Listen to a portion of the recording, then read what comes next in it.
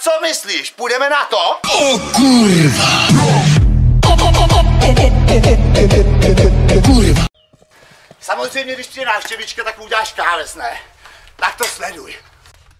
Tady máš káves, ty šanko, vole! Mrkněme se dovnitř! Momentos! Ty sračko jedna! Zasraná! Co ta tvoje hlavička? Tak, čuky čuk!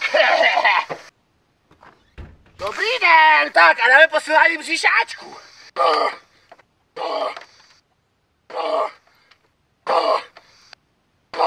Ty moje sklíčko krásný.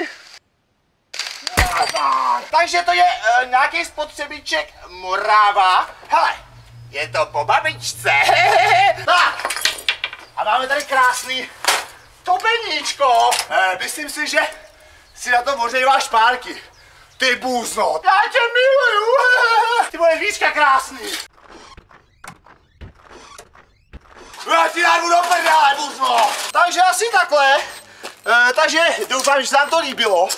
A dívejte se na moje videa, vy skurvený zbrdi. Jebej!